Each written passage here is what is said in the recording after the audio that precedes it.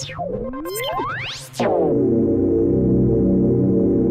everybody, I'm Joe Ganzik. Welcome back to another episode of Lighting Answers. It's part 2 of our mini-series on light and color, and it's a kind of a long-range topic. It's hard to do in just one episode, and I didn't want to blast you with like 45 minutes, so we cut it down into shorter episodes and gave each one of them a topic. I guess it's always past tense. We don't do these things live.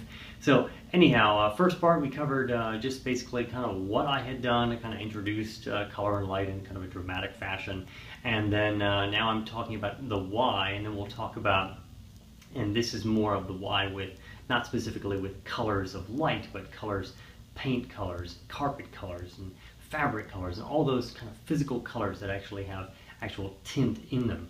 And then we'll talk about color of light in terms of light that is a different color coming from a light source, and then we'll talk about color temperature, which is something that I think for many people is completely confusing, and that's understandable. So anyways, let's just dive right into it. I want to talk about kind of the color spectrum as we kind of get moving. I think we all know that color can definitely affect your mood, and there's no better way to represent that than let's just go through, perhaps not represent, but actually take a look at the entire sort of spectrum of light by using my handy dandy Philips Hue bulb back in the corner, which we used for the intro. And let's just jump through the color spectrum really quick. Most people know some of this stuff, but I can kind of give you some little facts. So let's start with the color of the room, red. Bold red color that I chose for the room. It was a bold red. It was an antique red, a La Fonda antique red from Valspar, Valspar, whatever, and it's in it's not eggshell. It'll come to me at some point. But anyways, red is a color. It's the color of blood. It can make you angry. It can raise your metabolism. It's color can be associated with fire, and it can be very, very passionate.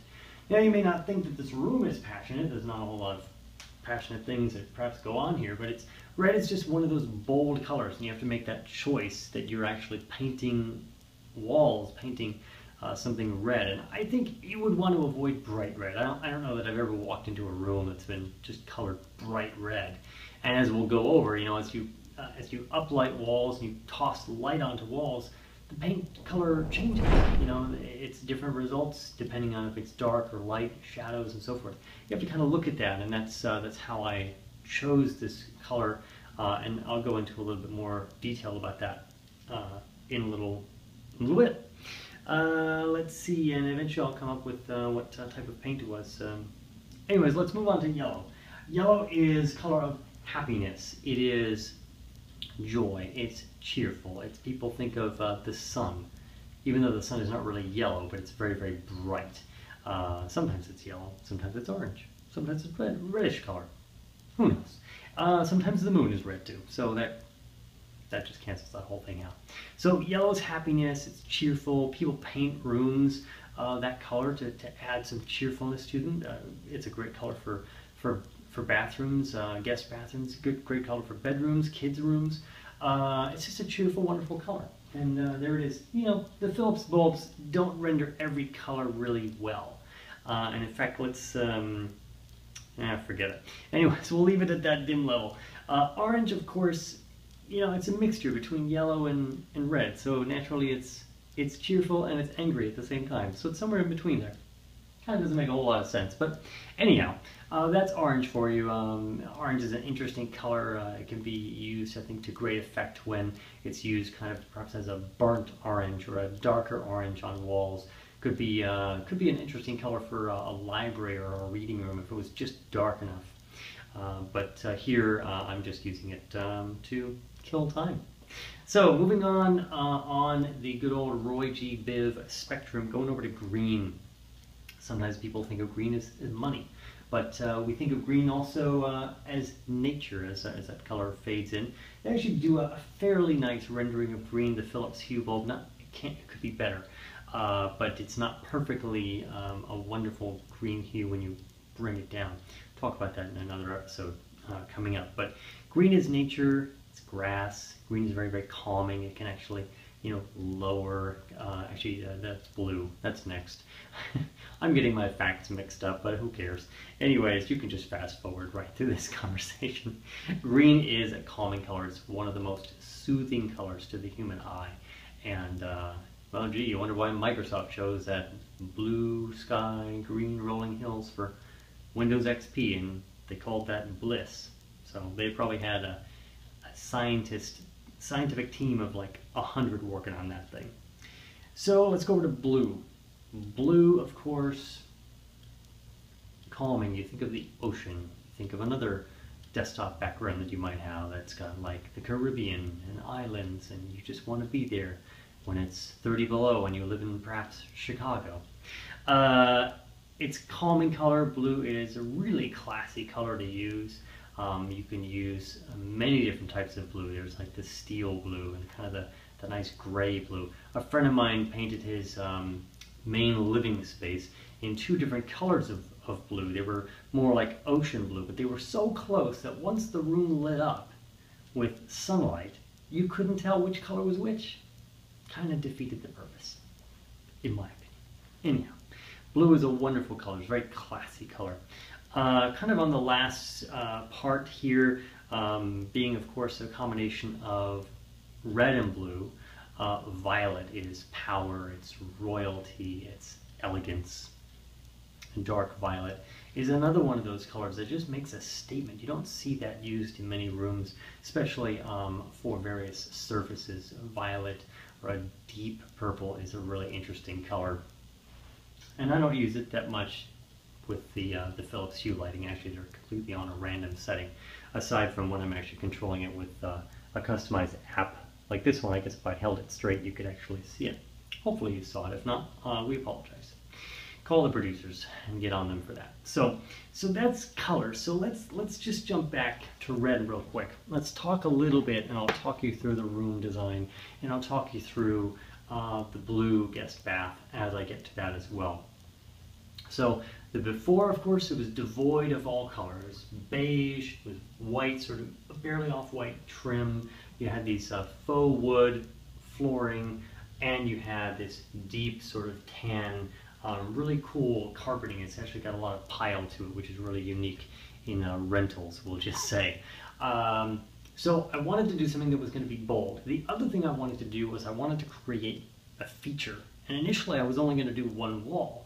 And then I had the idea, let's do facing wall, where basically each wall, and the walls are just portions of the room. The room has these angles to it, so it's really unique. But the walls that are parallel are red, and then all the other ones were left alone. And then the one larger wall, which is the one over here with the art photo print of Amsterdam, the photo print is black and white, except for one element, and that's the bike and also the little text on the little sign as well. And so those little elements pull out the red from the wall, and it creates a really wonderful contrast in terms of you're going from black and white to this bold red. Now, like I said, and you can see this in this shot, that as you look at the uplighting that I have up against the red wall, it's never completely the same red. It's this really bright red. It's this very, very, almost a pastel at the bottom, and then as you come up, you go deeper and deeper and darker, and then of course you get to the center, and you get the actual deep red, and then you've got the contrast with the photo print. The photo print is lit up, and I use it only in certain scenes because it does create a little more dramatic effect. And it does throw a little bit of light on the wall and on the red, on the antique red, but not enough to really light it up like the uplights do.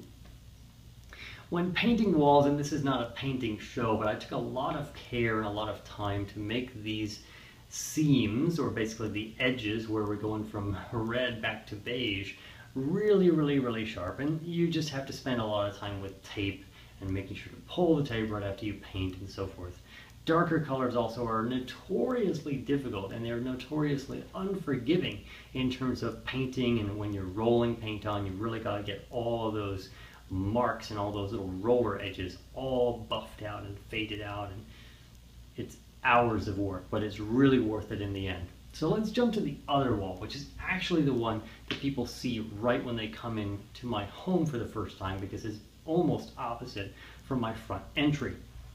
Now what I wanted to do was create something that was a dramatic effect. Before I had this hanging, during the holidays I had some wonderful hanging LED crystal lights, and they actually were a really cool effect. As I posted some pictures to social media, people actually asked me if it was leather behind the lights, because it actually threw off this lighting effect against the red, and it was really quite spectacular. But I pulled that down after the holidays were done and started to think of what I wanted to do, and I wanted something that was three-dimensional. I wanted something that I could backlit and front light, I guess, backlight and front light. It's the wrong terminology. But anyways, I wanted something that was really going to cause a statement and cause people to go, wow, what's that all about? And as you can see here, it was also a really cool way to hide the wiring for the lighting themselves, or the lighting itself, because the middle panel is completely opaque and you can't see through it. The outer panels have these wonderful little cutouts that actually show the lit up red wall behind them. That's what you're actually seeing. And as you can see, depending on how you light it, whether it's backlit, front lit, or in some combination thereof, you get really wonderful effects. And as I said in the previous episode, you do get this kind of perspective, this kind of parallax movement. You know, it's all the rage in smartphones and things like that, but this is real life. You can actually look back and forth and you actually get that parallax because you've got multiple layers separated by a few inches. I wanted it to be a bit more, but that just wasn't the way it came from IKEA, which, as you may have guessed, is one of my favorite places to shop. Not only simply because it's inexpensive, but they do have a wide variety of stuff that you can put together and you can experiment. And being cheap is great because you can try things out and you can say, oh, I don't like it, try something else. The panel system is great because if you don't like the panels eventually, just change them out and you don't have to buy a whole new track. Now, some of the other elements that came with me to this location and then I kind of designed around them was the dining room set and my couch, coffee tables and so forth. The couch isn't IKEA, but pretty much everything else is. The other thing that you'll notice, I'll walk back here and point, is there's a lot of contrast. You've got red walls, you've got a dark couch, you've got white elements in terms of the side tables, the coffee table, you've got white chairs, you've got a light table, you've got a dark little candle holder which holds a little tea light. So you've got lots of opposites, lots of contrasts. And I would really like to play off of that. In fact, it's what I really enjoy. Perhaps I think it was a lot of the designs and elements that I was exposed to when I was growing up were lots of beiges and boring colors. They weren't very contrasty or punchy.